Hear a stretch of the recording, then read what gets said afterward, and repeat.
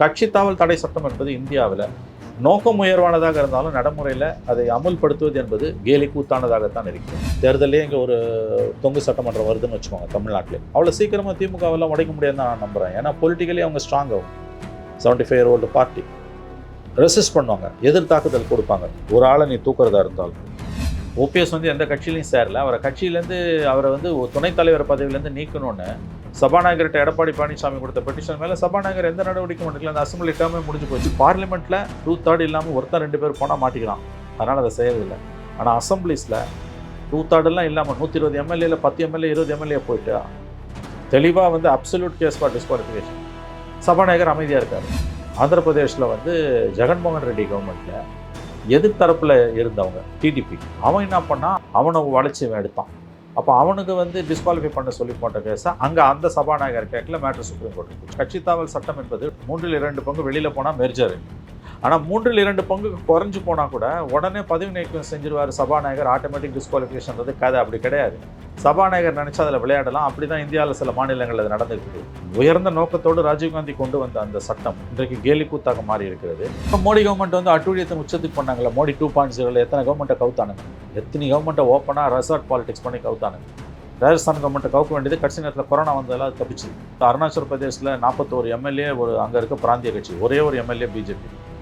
அந்த 41 பேர் இந்த ஒரு மெம்பர் பிஜேபியில் சேர்ந்துட்டு பிஜேபி கவர்மெண்ட்டாக மாறிடுது. கேடுகட்ட காரியத்தை மோடியும் அவருடைய ஆதரவாளர்களும் ஆர்எஸ்எஸும் பிஜேபியும் பண்ணுது. யோகிய சீலர்கள் உத்தம சீலர்கள் மாறி தட்டிப்பாங்கல்ல ஆர்எஸ்எஸ்காரர்கள். வெட்கமாக இல்லை அவர்களுக்கு இந்த கேவலமான காரியத்தை பண்ணிட்டு. ஆம் ஆத்மி கட்சி எம்பிக்கள் 7 பேர் போய் பிஜேபியில் சேர்ந்தது என்பது நிச்சயமாக ஒரு ஆபத்தான போக்கு. வரும் ஆண்டுகளில் இதற்கான விளைவு இருக்கும். 29 எலெக்ஷனுக்குள்ளே எல்லாரும் சாப்பிட்றணும்னு பார்க்குறாரு மோடி.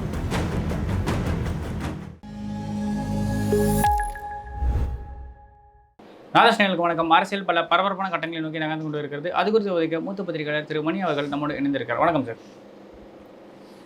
எம்பிக்கள் கட்சி மாற்றம், கட்சி தாவல் தடை சட்டம் பாயுமா பாயாதான் ஒரு மிகப்பெரிய கேள்வி இருக்குது. அதில் ஒரு பெரிய டைலமாகவே இருக்குல்ல சார். பார்ட்டியே மென்ஷன் ஆனால் தான் அதை கட்சி தாவல் தடை சட்டம் செல்லுபடி ஆகாது, இல்லைனா செல்லுபடி ஆகுன்ற மாதிரி விஷயங்கள். ராகவ் சத்தா உட்பட அந்த 7 எம்பிக்களோட பதவிகள் காப்பாற்றப்படுமா, இல்லைனா பதவி இழப்பார்களா? பதவியெல்லாம் இழக்க மாட்டாங்க, காப்பாற்றப்படும். ஏன்னா 3/2 அதை இணைப்பு மெர்ஜர்னு சொல்லிடுறாங்க. 1985 41 ஆண்டுகளுக்கு முன்பு அன்றைய பிரதமர் ராஜீவ்காந்தி உண்மையிலே இந்திய அரசியலில் மாற்றத்தை கொண்டு வர வேண்டும் என்று விரும்பியவர், தூய்மையான அரசியல் வேண்டும் என்று விரும்பியவர். துரதிர்ஷ்டவசமாக இளம் வயதிலேயே கொல்லப்பட்டார், தீவிரவாதிகளால் கொல்லப்பட்டார். அவர் 5 ஆண்டுகள் பதவியில் இருந்த பொழுது செய்த மிக முக்கியமான சாதனைகளில் ஒன்று கட்சி தாவல் தடை சட்டம். அது 52வது அரசியலமைப்பு சாசன திருத்தம், 52nd கான்ஸ்டியூஷன் அமெண்ட்மெண்ட். அதில் கட்சி தாவனா பதவி போயிடும். இது யாருக்கு பொருந்தும்னா எம்எல்ஏ எம்பிக்களுக்கு பொருந்தும், நியமன உறுப்பினர்களுக்கும் பொருந்தும். இப்போ நியமன உறுப்பினர்கள் பார்லிமெண்ட்டில் இருப்பாங்க, ராஜ்யசபாவில், அதில் லோக்சபாவில் கூட இருப்பாங்க. இப்போ அசம்பிளிலாம் முந்தி ஆங்கிலோ இந்தியன் ரெப்ரஸன்டேஷன் ஒன்று இருந்தது சென்னையில், தமிழ்நாட்டில் இப்போ எடுத்துட்டாங்க. அந்த மாதிரி இருக்கவங்க ஏதாவது ஒரு கட்சியில் சேர்ந்தாங்கன்னா அவங்களுக்கும் அது போயிடும். எம்எல்ஏ எம்பிஸ் விப்பை பைபாஸ் பண்ணாங்கன்னா, கொறடா உத்தரவை மீறினாங்கன்னா அவங்களுக்கு பதவி போயிடும். வேறு கட்சிக்கு போனாங்கன்னா பதவி போயிடும். கட்சியில் சேரணும் அதிகாரப்பூர்வமான அவசியம் இல்லை. அவங்களோட நடத்தை, இப்போ எதிர்கட்சிகளோட மேடையில் தொடர்ந்து தோன்றுகிறார்கள், கூடி கொலாவுறாங்கன்னா அது கூட டிஸ்குவாலிஃபிகேஷன். சபாநாயகர் தான் அதை முடிவெடுப்பார். ஆனால் இதில் சிக்கல் என்னென்னா, சபாநாயகர் தான் அதில் முடிவெடுக்கக்கூடியவர். டிஸ்குவாலிஃபை பண்ணுறது சபாநாயகரோட பொறுப்பு. அசம்பிளினா சட்டசபை சபாநாயகர், மேலவைனா சட்ட மேலவை தலைவர், லோக்சபானா லோக்சபா ஸ்பீக்கர், ராஜ்யசபானா ராஜ்யசபா சேர்மன். இதில் கொடுமை என்னென்னா, இந்தியாவின் பல மாநிலங்களில், குறிப்பாக தெலுங்கானா, ஆந்திர பிரதேஷ் போன்ற மாநிலங்களில் வெளிப்படையாக, அதாவது 2/3 போனால் மெர்ஜர் தப்பிச்சுக்கலாம். அது கட்சி தாவல் கிடையாது, இணைப்பு. 2/3 இல்லாமல், இப்போ உதாரணத்துக்கு 130 எம்எல்ஏ இருக்க ஒரு இடத்துல, 120 எம்எல்ஏ இருக்க இடத்துல ஒரு 18 பேர் மாறி குத்துறான். அவனை டிஸ்குவாலிஃபை பண்ண சொல்லி அந்த கட்சி போய் சபாநாயகர்கிட்ட கொடுக்குது. சபாநாயகர் எந்த ஆக்ஷன் எடுக்கல. அப்படியே பல ஆண்டுகள் அங்கே தூங்குது. விஷயம் சுப்ரீம் கோர்ட்டுக்கு போகுது. அதுக்குள்ளே அவன் பதவி காலமே முடிஞ்சு போயிடும். இதில் கொடுமை எங்கே கேட்டிங்கன்னா, தெலுங்கானா உருவான பிறகு தெலுங்கானா மாநிலத்தில், தெலுங்கானாவில் யார் கவர்மெண்ட்? KCR government. அங்கே எதிர்கட்சியாக இருந்தது தெலுங்கு தேசம் இருந்தது. அங்கே தெலுங்கு தேசத்தில் காங்கிரஸ் இருந்தது. இந்த காங்கிரஸ் எம்எல்ஏங்களை உடச்சி தெலுங்கு தேசம் உள்ளே எடுக்கிறான் கேசிஆர். அவங்கள டிஸ்குவாலிஃபை பண்ண சொல்லி இவங்க காங்கிரஸ் இல்லை, தெலுங்கு தேசமே அங்கே இருக்குது, என்டி ராமராவ் கட்சி அங்கே இருக்குது. ஓகே. அவங்க வந்து சில பேரை டிஸ்குவாலிஃபை பண்ணும்போது டிஸ்குவாலிஃபை பண்ண சொல்லி, ஏன்னா கேசிஆர்கிட்ட ஓடிட்டாங்கன்னு இவங்க கொடுத்த பெட்டிஷனில் சபாநாயகர் நடவடிக்கை எடுக்காமல் பல வருஷமாக அங்கே தூங்குச்சு. அப்புறம் சுப்ரீம் கோர்ட்டுக்கு போய் என்ன ஆச்சுன்னு தெரியல. இதே காரியம் ரிவர்ஸில் போச்சு ஆந்திர பிரதேஷில் வந்து ஜெகன்மோகன் ரெட்டி கவர்மெண்ட்டில் எதிர்த்தரப்பில் இருந்தவங்க, அதாவது வந்து தெலுங்கானா கட்சி அல்லது இன்னொரு கட்சி டிடிபி, அவன் என்ன பண்ணால் அவன் ரிசர்வ் அவனை வளைச்சி எடுத்தான். அப்போ அவனுக்கு வந்து டிஸ்குவாலிஃபை பண்ண சொல்லி போட்ட கேஸை அங்கே அந்த சபாநாயகர் கேட்கல, மேட்ரு சுப்ரீம் கோர்ட்டுக்கு போச்சு. அதாவது 2/3 மெர்ஜானா மெர்ஜரு, 2/3 கீழே போனால் ஆட்டோமேட்டிக் டிஸ்குவாலிஃபிகேஷன் கிடையாது, ஸ்பீக்கரோட ப்ரோராகட்டிவ். எல்லாரும் ஆட்டோமேட்டிக் டிஸ்குவாலிஃபிகேஷன் நினச்சிட்டு இருக்காங்க, ஸ்பீக்கர் நினச்சா அதில் உட்காந்துட்டு இருக்கலாம். அப்போ அந்த இடத்துல ஸ்பீக்கர் தான் ஃபைனல் டிசிஷன். ஆக்சுவலி தமிழ்நாட்டிலும் அப்படி கேஸ் நடந்துச்சுல. இப்போ ஓபிஎஸ் பதிலாக வந்து பார்த்தீங்கன்னா துணை எதிர்கட்சி தலைவராக வந்து எக்ஸாக்ட்லி. ஆனால் அவர் எந்த கட்சியிலையும் சேரல. ஓபிஎஸ் வந்து எந்த கட்சியிலையும் சேரல. அவரை வந்து துணைத் தலைவர் பதவியிலேருந்து நீக்கணும்னு சபாநாயகர்கிட்ட எடப்பாடி பழனிசாமி கொடுத்த பெட்டிஷன் மேலே சபாநாயகர் எந்த நடவடிக்கை எடுக்கல. அந்த அசம்பிளி டேர்மே முடிஞ்சு போச்சு. என்ன 4 நாள் புது கவர்மெண்ட் கடைசி ஒரு கட்டத்தை தான் மாற்றி உட்கார வச்சு. ஆமாம். ஸோ கட்சித்தாவல் சட்டம் என்பது 2/3 3/2 வெளியில் போனால் மெர்ஜரு. ஆனால் 3/2 குறைஞ்சு போனால் கூட உடனே பதவி நீக்கம் செஞ்சிருவார் சபாநாயகர். ஆட்டோமேட்டிக் டிஸ்குவாலிஃபிகேஷன்றது கதை அப்படி கிடையாது. சபாநாயகர் நினச்சா அதில் விளையாடலாம். அப்படி தான் இந்தியாவில் சில மாநிலங்கள் அது நடந்துகிட்டு இருக்குது. பட் பார்லிமெண்ட்டை பொறுத்த வரைக்கும் அந்த அம்சம் இல்லை. ஏன்னா 2/3 இருந்தால் தான் மெர்ஜரு. அதை மீறி போனால் டிஸ்குவாலிஃபை ஆகிடுது. அங்கே சபாநாயகர்கள் வந்து விளையாடுறது கிடையாது. ஏன்னா ரொம்ப ஆக்வர்டாக தெரியும். இப்போ ஆம் ஆத்மி கட்சி விஷயத்தில் 3/2 7 பேர் மெர்ஜ் ஆகிட்டாங்க. மாநிலங்களவை தலைவர் சிபி ராதாகிருஷ்ணன் அதை ஏற்றுக்கிட்டாரு.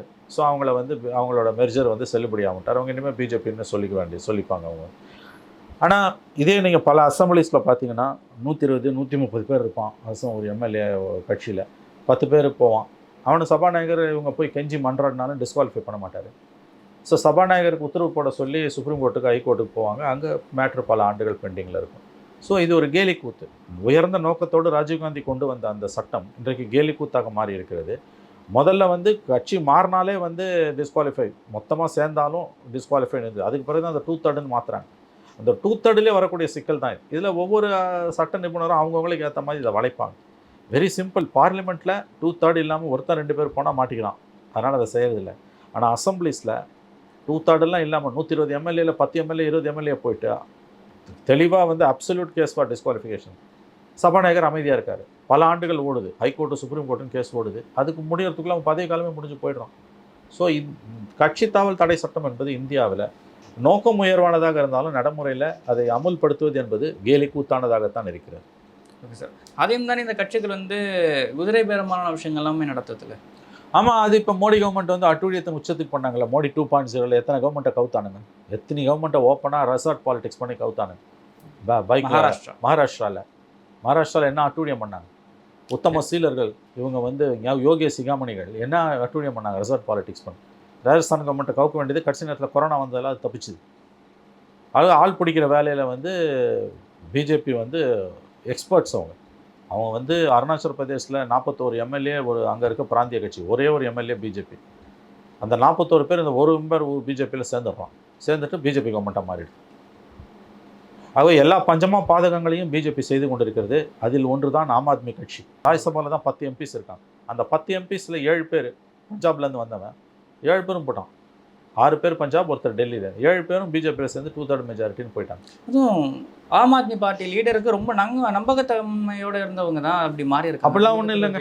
நல்லா விளையாடுது, காசு விளையாடுது. வேறு இவங்கெல்லாம் எதுக்கு போயிருப்பாங்கன்னு நினைக்கிறேங்க. எல்லாருக்கும் தெரியும் இவங்கெல்லாம் எதுக்கு மாறுறானுங்க. துடுக்கு தான் மாறுவானுங்க. ஆனால் கொள்கை தங்கங்களை அவனுங்க. யோகேசியில் அந்த ரிசர்மெண்ட் போய் சேர்ந்து ஜெயிச்சுவா. இப்போ அடுத்த பிப்ரவரியில் பஞ்சாபில் எலெக்ஷன். அங்கே பஞ்சாபில் ஆம் ஆத்மி கட்சி இருக்குது. அங்கே வந்து ஆம் ஆத்மியை கலகலக்க வைக்கிறதுக்கு இந்த கேடுகட்ட காரியத்தை இன்னைக்கு பிஜேபி செய்யுது. ஏற்கனவே காங்கிரஸில் இருந்த சிஎம் பிஜேபியில் சேர்த்தாங்க. 2017-22 அங்கே இருந்த காங்கிரஸ் சீஃப் மினிஸ்டரை அவர் ரிசைன் பண்ண வச்சு பிஜேபியில் சேர்த்தானுங்க.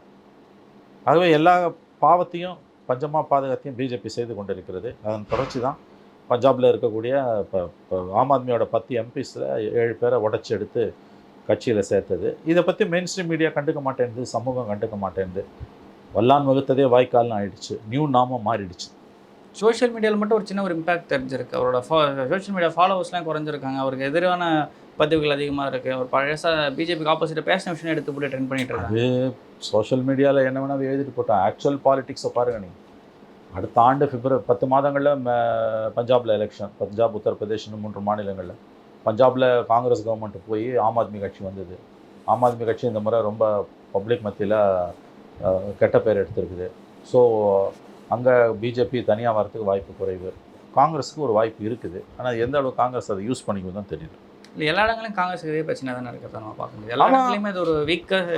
ஆமாம், அதில் என்ன சந்தேகம்? எல்லா கட்சியும் பிஜேபி உடைக்குதுங்க. ஆம் ஆத்மி கட்சியை உடைக்கும் போது எல்லாரும் வேடிக்கை பார்க்குறாங்க. நாளைக்கு அவங்களுக்கு வரப்போகுதுன்னு தெரியல. இது எவனாவது கண்டித்து தலையங்க எழுதுனானா? கேடுகட்ட காரியத்தை மோடியும் அவருடைய ஆதரவாளர்களும் ஆர்எஸ்எஸும் பிஜேபியும் பண்ணுது. யோகிய சீலர்கள், உத்தம சீலர்கள் மாறி தட்டிப்பாங்கல்ல ஆர்எஸ்எஸ்காரர்கள். வெட்கமாக இல்லை அவர்களுக்கு? இந்த கேவலமான காரியத்தை பண்ணிட்டு இருக்கீங்க. எத்தனை கவர்மெண்ட்டை கவுத்துருப்பானுங்க? ராத்திரியோட ராத்திரியாக மகாராஷ்டிராவில் நடந்த அட்டூழி என்ன? ஜார்க்கண்டில் சுப்ரீம் கோர்ட்டில் தலையிட்டு தான் அதை காப்பாற்றாது. ஜார்க்கண்டில் என்ன நடந்தது? சத்தீஸ்கட்டில் என்ன நடந்தது? எந்த நாம்ஸுக்கும் நாங்கள் கட்டுப்பட மாட்டோம். ஆனால் நாங்கள் தான் உலகத்தில் உத்தமனங்கன்னு பேசின்னு இருக்கானுங்கல்ல. அதிகாரம் வேணுங்க, அதுக்காக எந்த எல்லைக்கும் அவங்க போவாங்க. அதோட ஒரு தொடர்ச்சி தான் இப்போ இந்த 7 எம்பிஸை உடைச்ச லோக்சபா எம்பிஸை எடுத்தது, ராஜ்யசபா எம்பிஸை. இன்னும் 2/3 மெஜாரிட்டிக்கு 15 சீட்டு தான் குறைவாக இருக்குது. அங்கே அறுதி பெரும்பான்மை 3/2 பங்கு வேணும்னு நினைக்கிறாங்க. இது ரொம்ப கேவலமான, ஆபத்தான, அருவருப்பான, அவலமான, காரி உமிழ வேண்டிய அரசியல். இவ்வளோ ஓப்பனாக ஆள் பிடிக்கிறான், எல்லாரும் வேடிக்கை பார்க்குறாங்க. உத்தமர்னு அவரை பேசுகிறாங்க மோடியை. இது எவ்வளோ எத்தனை கவர்மெண்ட்டை கவுத்துருப்பானுங்க? ஒன்றும் பண்ண முடியல. எதிர்கட்சிகளால், ஜுடிஷியரியால் ஒன்றும் பண்ண முடியல. விதிவிட்ட வழின்னு எல்லாரும் ஒதுங்கி நிற்கிறாங்க. ஜுடிஷியரி ஒரு சில இடங்கள் நெகட்டிவான விஷயங்கள் சொல்லுது, ஆனால் அது பெருசாக யாரும் ரெஸ்பான்ஸ் பண்ணிக்கலன்னு ஒரு கேள்வி இருக்கு. அது ஒரு பக்கம். Of course this is a political problem. This has to be sorted out in political arena. இதை கோர்ட்டில் தீர்த்துக்க முடியாது, அதை நான் ஒத்துக்கிறேன். பொலிட்டிக்கலாக தான் இதை ஃபேஸ் பண்ணணும். ஆனால் பொலிட்டிக்கலாக ஃபேஸ் பண்ண அளவுக்கு காங்கிரஸோ இல்லை மற்ற ஆப்போசிஷன் முடியல. அதான் சிக்கல். காங்கிரஸோ பிராந்திய கட்சிகளோ சரி. காங்கிரஸ் பலவீனம் அடையுதுன்னா பிராந்திய கட்சிகள் இதை எதிர்க்கணும். இப்போ ஒரு திமுக உடைக்க முடியல. அவ்வளோ சீக்கிரம் திமுகவெல்லாம் உடைக்க முடியாது. நீங்கள் நாளைக்கு திரிணாமுல் காங்கிரஸை உடைக்க முடியாது. இப்போ தேர்தலே இங்கே ஒரு தொங்கு சட்டமன்றம் வருதுன்னு வச்சுக்கோங்க தமிழ்நாட்டிலே. நமக்கு தெரியாது என்ன நடக்க போகுது. ஒரு வாதத்துக்கு வைத்துக் கொள்ளுங்கள். அவ்வளோ சீக்கிரமாக திமுகவெல்லாம் உடைக்க முடியாதுன்னு நான் நம்புகிறேன். ஏன்னா பொலிட்டிக்கலி அவங்க ஸ்ட்ராங் ஆகும். 75 year old பார்ட்டி ரெசிஸ்ட் பண்ணுவாங்க, எதிர் தாக்குதல் கொடுப்பாங்க, ஒரு ஆளை நீ தூக்குறதா இருந்தாலும். ஆனால் அங்கெல்லாம் சர்வசாதாரணமாக பண்ண முடியுதுல்ல. அது எவ்வளோ பெரிய தப்பு. எத்தனை ஸ்டேட்டை நீ கவுப்ப? ஆனால் ஊர் நியாயம் பேசுகிறேன். மக்கள் ஓட்டு போட்டு உனக்கு தேர்ந்தெடுத்தால் பிரச்சனையே இல்லை. நம்ம அதுக்காக மக்களை திட்ட போகிறதோ இவிஎம் காரணம் வெற்றிக்குன்னு சொல்கிறதோ அபத்தமானது. நம்மலாம் அப்படி பேசுகிறது கிடையாது. மக்கள் உங்களை தேர்ந்தெடுக்கிறாங்க, நீங்கள் ஜெயிக்கிறீங்க. குஜராத்தில் ஜெயிக்கிறாங்கன்னா குஜராத்தில் திரும்ப மக்கள் உங்களை தேர்ந்தெடுக்கு. யூபியில் தேர்ந்தெடுக்கிறாங்கன்னா மக்கள் உங்களை தேர்ந்தெடுக்கிறாங்க. கர்நாடகாவில் தேர்ந்தெடுக்கிறாங்கன்னா ஒரு தடவை காங்கிரஸ், ஒரு தடவை பிஜேபின்னு மாறி தேர்ந்தெடுக்கிறாங்க. இவிஎம்மால் தான் மோடி ஜெயிச்சாரு, பிஜேபி ஜெயிக்கிறது அயோக்கியத்தனமான பேச்சு. நம்ம அப்படி பேசலை. அப்படி ஜெயிக்க தமிழ்நாட்டில் ஜெயிச்சிருக்கணும். ஆமாம், தமிழ்நாடு ஏன் ஜெயிக்கல? அப்போ நீங்கள் இவ்வளவும் பண்ணிவிட்டு அட்டூழியத்தை பண்ணும்போது தான் கேள்வி வருது. அப்படி பார்த்தா இப்போ பிஜேபி பண்ணுற பாதி ப்ராக்டிஸை கொண்டு வந்ததே காங்கிரஸ் தான். அதாங்க, காங்கிரஸ் ஆரம்பத்தில் கொண்டு வந்து இவங்க என்னப்பா காங்கிரஸ் 8 அடி பாஞ்சுனா இவங்க 80 அடி பாயிறாங்க. இந்த அளவுக்கு காங்கிரஸ் கூட கவுக்கலங்க. காங்கிரஸ் நிறையா பாவங்களை தப்பை பண்ணிச்சு, பஞ்சமாக பாதங்களை பண்ணிச்சு. நீங்கள் இந்த நிலைமைக்கு போனது காரணம் அதுதான். ஆனால் அந்த காங்கிரஸ் கூட இந்த அளவுக்கு ரெசார்ட் பாலிடிக்ஸ் பண்ணி கிடைக்கல. 10 மடங்கு காங்கிரஸ் பண்ணதை விட 10 மடங்கு 30 மடங்கு அதிகமாக பண்ணிகிட்டு இருக்கான். நீங்கள் மொத்த கண்ட்ரோலையும் அவன் வச்சுருக்கான். வட இந்திய அரசியலேங்க. ஒட்டுமொத்த இந்திய அரசியலுமே பிஜேபி கண்ட்ரோலில், குறிப்பாக ஹிந்தி ஹாட் பெல்ட்டில் இருக்கக்கூடிய, கவ் பெல்ட்டில் இருக்கக்கூடிய அத்தனை ஸ்டேட்ஸுமே அவங்க கண்ட்ரோலில் இருக்குது. ஆகவே இது ரொம்ப ஆபத்தான. ஆம் ஆத்மி கட்சி எம்பிக்கள் 7 பேர் போய் பிஜேபியில் சேர்ந்தது என்பது நிச்சயமாக ஒரு ஆபத்தான போக்கு. வரும் ஆண்டுகளில் இதற்கான விளைவு இருக்கும். 29 எலெக்ஷனுக்குள்ளே எல்லாரும் சாப்பிட்றணும்னு பார்க்குறாரு மோடி. இந்தியா அலைன்ஸ் மாதிரி ஒரு அலைன்ஸ் திரும்பி ஃபார்ம் ஆகக்கூடாது அப்படின்ற ஒரு ஆமாம், அது எப்படியாவது உடைச்சிடணும். ஆம் ஆத்மியை இன்னொரு முக்கியமான விஷயம், ஆம் ஆத்மியை குறி வைக்கிறதுக்கு டெல்லியில் ஜெயிச்சாங்க, அது பிஜேபிக்கு அடி. பஞ்சாபில் ஜெயிச்சாங்க, அடி. குஜராத்தில் அவருக்கு செல்வாக்கு வளர ஆரம்பிச்சது. 13% வாக்குகளை உள்ளாட்சி தேர்தலில் அவங்க வாங்கியிருக்காங்க போன முறை. தன்னோட டர்ஃப்லேயே மோடி கெஜ்ரிவால் விளையாடுறாருன்ற கோபத்தில் தான் அவரை பிடிச்சி அரெஸ்ட் பண்ணி உள்ளே போட்டு. குஜராத்லேயும் கெஜ்ரிவாலோட இன்ஃப்ளூயன்ஸ் அதிகமாக காரணத்தால் தான் இன்றைக்கி அந்த கேஸ் எலெக்ஷன் முன்னால் கடைசியில் கோர்ட்டு காரி துப்பி விடுதலை பண்ணிச்சுல டாக்குமெண்ட்ஸ். மோடி கவர்மெண்ட் என்ன பண்ணும்? இதுக்கு அந்த இழந்த காலங்களுக்கு ஏதாவது காம்பன்சேட் பண்ணுவீங்களா? சீஃப் மினிஸ்டர் மாற்றி ஆட்சி போய் எல்லாம் போய் மக்கள் திருப்பியே இழிவுபடுத்துனீங்கல்ல. ஸோ இது பிஜேபியோட சித்து விளையாட்டுகளில் ஒன்று. சிறிய கட்சிகளை சாப்பிடணும், குறிப்பாக ஆம் ஆத்மி கட்சி வளரக்கூடாது. ஏன்னா டெல்லியை தாண்டி அவங்க குஜராத்லேயும் வளர சார் ஆரம்பிச்சிருக்காங்க. அண்ணா சாரும் இப்போ ஆம் ஆத்மிக்கு ஆப்போசிட்டான ஒரு சில விஷயங்கள்லாம் பேசிக்கிட்டு இருக்காரு. இப்போ அண்ணா சாரோட ஆம் ஆத்மி அண்ணா ஹசாரேயோட கிரெடிபிலிட்டி என்னைக்கோ போயிடுச்சுங்க. என்னைக்கோ போயிடுச்சு அவருக்கு. அவர் வந்து அவர் செய்த காரியங்கள், அவர் பேசிய பேச்சுக்கள் எல்லாம் பிற்காலத்தில் மோடி கவர்மெண்ட் வந்தோன்னா அவர் மௌனம் பார்த்தார், அமைதியாகி போனார். அவர் RSS உடைய ஆள் தான் என்கின்ற அந்த கருத்து வலுப்பட தொடங்கியிருக்கு. அதே மாதிரி ரீசெண்டாக வந்து சுப்ரீம் கோர்ட் ஜட்ஜு ஒருத்தர் பேசுகிறார், ஜட்ஜோட பேட்டக்கன்னார். என்ன சொல்லியிருக்காருன்னா, இந்தியா எப்பவுமே இந்து ராஷ்டிரமாக இருந்ததால் ஒரு மதத்தின் கீழே இருந்ததில்லை அப்படின்ற விஷயங்கள் அவர் பேசுகிறாரு ஒரு 1 வீக் பிஃபோர். மோகன் பகவத் ஒரு 2-3 டேஸ் பிஃபோர் பேசுகிறாரு, இந்தியா இந்து ராஷ்டிரம் தான், அதை தனியாக வந்து அறிவிக்கணுன்ற அவசியம் இல்லை, ஆல்ரெடி அப்படி தான் இருக்குது அப்படின்ற விஷயம் கொண்டு வருவாங்க. அதுதான் அவங்க ஸ்ட்ராட்டஜி. சுப்பிரமணிய சாமிலாம் அதான் சொல்கிறாங்க, இது ஆல்ரெடி இந்து ராஷ்டிரமாக மாறிடுச்சு. எக்ஸப்ட் யூனிஃபார்ம் சிவில் கூட எல்லாத்தையும் கொண்டு வந்துட்டாங்க. பாபர் மஸ்தி அடித்து ராமர் கோயில் கட்டியாச்சு. இந்தியாவின் அப்புறம் வந்து உங்களுக்கு வந்து காஷ்மீர் 370 நீக்கியாச்சு.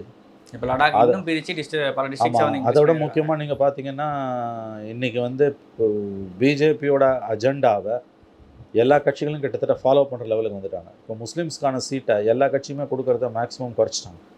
சுத்தமாக கிடையாதுன்ற லெவலுக்குலாம் சில இடங்களில் சில மாநில கட்சிகள் சுத்தமாக யாருக்குமே கொடுக்கல. ஸோ அது பிஜேபியோட வெற்றி. பிஜேபியோட ஒட்டுமொத்த எம்பிஸில் ஒரு எம்பி முஸ்லீம் கூட இல்லைன்னா யாருமே நினைக்கிறேன். அதான். ஸோ பிஜேபியோட ஃபுட் ஸ்டெப்ஸில் மற்றவங்க ஃபாலோ பண்ண வேண்டிய காலகட்டம் வந்துருச்சு. அது பிஜேபிக்கான வெற்றி தான். பட் இது அப்படியே லாங் ரனுக்கு சரியாகுமான ஒரு கேள்வி இருக்குல்ல. நம்ம இந்தியா மாதிரி ஒரு செக்குலர் ஸ்டேட், அது ஆபத்து தான். லாங் டேர்மில் ஆபத்து தான். எப்போ வரும், எப்படி வரும், நம்ம காலத்திலே வருமா, அதுக்கு பிறகு வருமானது தான் கொஸ்டின். ஏன்னா இப்போ ஒரு சின்ன சின்ன சேஞ்சை நம்ம கவனிக்காமல் விடுறதுனால ஒரு லாங் டேர்ம் ஒரு 5 to 10 years கழிச்சு சப்போஸ் அந்த ஒரு குரூப்ஸ் வந்து ஒரு சின்ன ஒரு ரெசிஸ்டன்ஸ் கொடுத்தாலுமே நெகட்டிவாக தெரியும். ஆல்ரெடி பார்த்தீங்கன்னா ஏதோ ஒரு விஷயம் பண்ணுறாங்க, ஒரு பொலிட்டிக்கல் ஸ்பேஸில் டிசிஷன் மேக்கிங்கில் மைனாரிட்டிஸோட ரோல், எஸ்பெஷலி முஸ்லீம்ஸோட ரோல் குறைஞ்சிக்கிட்டே வருது, ஷ்ரிங்க் ஆகுறது இந்தியாவுக்கு ரொம்ப ஆபத்து. மக்கள் தொகையில் அவங்க கிட்டத்தட்ட 14% என்னமோ இருக்காங்க. கொஞ்சம் கூட குறைய இருக்கலாம். ஆனால் அவங்களுக்கான ரெப்ரசன்டேஷன்றது என்ன, கொள்கை வகுப்புகள் அவங்களுக்கு நம்ம என்ன இடம் கொடுத்துருக்கோம்? ஒன்றுமே இல்லையா. ஆகவே இது ரொம்ப ஆபத்தான ஒரு போக்கு தான் இது. இந்த மாதிரி வந்து கட்சிகளை உடைக்கிறது, சேர்க்கறது என்பதெல்லாம் பிஜேபி கண்டிப்பாக மிகப்பெரிய தவறான ஒரு காரியத்தை செய்து கொண்டிருக்கிறது, நெருப்புடன் விளையாடி கொண்டிருக்கு. இப்போ அதே மாதிரி இப்போ அவங்களுக்கு ரெப்ரஸன்டேஷன் கிடைக்கலன்றப்போ அதுக்கான ரிசர்வேஷன் கொண்டு வரணும் அப்படின்ற விஷயங்கள் அகிலேஷ் யாதவ் போன டீலிமிட்டேஷன் டிஸ்கஷன் அப்போ பேசியிருந்தார். ஆனால் அது சார்ந்த விஷயங்களை ஏன் காங்கிரஸ் போன்ற எந்த கட்சிகளும் வந்து வாய் திறக்க மாட்டாங்கன்னு ஒரு கேள்வி இருக்குல்ல. இல்லைங்க, மைனாரிட்டிஸ் ரிசர்வேஷன்றது ரொம்ப நெருக்கடியான ஒரு இஷ்யூங்க. அது சுப்ரீம் கோர்ட் ஏற்கனவே எனக்கு தெரிஞ்சது லீகல் ஸ்டேட்டஸ் அது கிடையாது. கான்ஸ்டியூஷன் வைஸ் வந்து பார்த்தீங்கன்னா மதத்தின் அடிப்படையில் ரிசர்வேஷன் கொடுக்க முடியாது. ஸோ அது அவங்களுக்கு தெரியுது. அதனால் இது ரொம்ப கடினமான காலகட்டம் நாம் கடந்து கொண்டிருக்கிறோம். நிறைய பிளாக் அண்ட் ஒயிட் சொல்யூஷன் எதுவுமே கிடையாது. There are many grey areas. So I think will have to wait and watch. But எனவே ஆம் ஆத்மியோட டெவலப்மெண்ட்ன்றது 7 MPs போய் பிஜேபி சேர்ந்தது என்பது ஜனநாயகத்துக்கு மிகப்பெரிய கேடு, பாரதூரமான விளைவுகளை இந்திய அரசில் இது ஏற்படுத்த போகிறது. இது பாஜகவுக்கு ராஜ்யசபாவில் வந்து வாய்ஸ் இன்க்ரீஸ் பண்ணுறதா நம்ம பார்க்க முடியும். அதுவும் ஒரு முக்கியமான காரணம். 115 ஆயிருக்கு அவங்களுக்கு என்ன வந்தாலும் காண்டி அது வந்து கண்டகாரிகை பசின்னு மணிமேகலை காப்பியத்தில் வரும். சாப்பிட பயிர் அடங்காது பசி. அந்த மாதிரி பிஜேபியோட அதிகார வெறி என்பது கண்டகாரிகை பசி. அதுக்கு வந்து முடிவே கிடையாது. அது தீனி போட்டுக்கிட்டே இருக்கணும். ஒட்டுமொத்த இந்தியாவில் இருக்க எல்லா MP MLAக்களையும் பிஜேபியில் போய் சேர்ந்தா கூட அவங்களுக்கு பதவி வெறி அடங்காது. அதுக்கு பிறகு இலங்கை, நேபாளம், பூட்டான் என்று அவர்கள் அங்கெல்லாம் போய் இதே கேடுகட்ட காரியத்தை செய்வார்கள். நேபாளில் இப்போ RSSம் பிஜேபியும் கொஞ்சம் பேக்லாஷ் அடிக்கிற மாதிரி பார்த்துருக்கலாம். ரீசெண்ட் டைம்ஸில் பிஜேபி ஃப்ளாக்ஸோட போன பல காரில் வந்து நிறுத்தி, இல்லை நீங்கள் இந்தியன் ஃப்ளாகோட வாங்க, நாங்கள் ஏதோ பண்ணுறோம், அது வந்து ஒரு ஃப்ரெண்ட்லி கண்ட்ரி, ஆனால் உங்கள் பார்ட்டி ஃப்ளாக் போட்டு வராதிங்கன்னு சொல்லிட்டு பல கார்ஸை வந்து ரெசிஸ்ட் பண்ணியிருக்காங்க, ஸ்டிக்கர்ஸ் வச்சிருக்காங்க. அந்த மாதிரியான விஷயங்கள் பார்க்க முடியாது நேபாளில். ஆமாம், கவர்மெண்ட் ஃபார்ம் ஆனதுக்கப்புறம். ஆமாம், அது முக்கியமான விஷயம் தான். அது அங்கே அந்த சொசைட்டி வந்து சன்னிங்காக போகுது, சன்னிங் நடக்குதுங்க. நான் ஒன்றுங்க, மதத்தின் அடிப்படையில் உருவாகிற சமூகங்கள் வந்து ரொம்ப ரொம்ப நாசகாரமானவையாக இருக்கும். அந்த நாடு வந்து நாசமாக போகும். மதத்தின் அடிப்படையில் ஒரு நாட்டின் நிர்வாகம் நிராகரிக்கப்படுகிறது என்றால் அந்த நாடு அழிவு பாதையில் போகிறது என்பது நீங்கள் புரிந்து கொள்ள வேண்டிய முதல் விஷயம். ஓகே சார், இவ்வளோ நேரம் உங்களை பொண்ணா நிறைய நன்றி சார். நன்றி.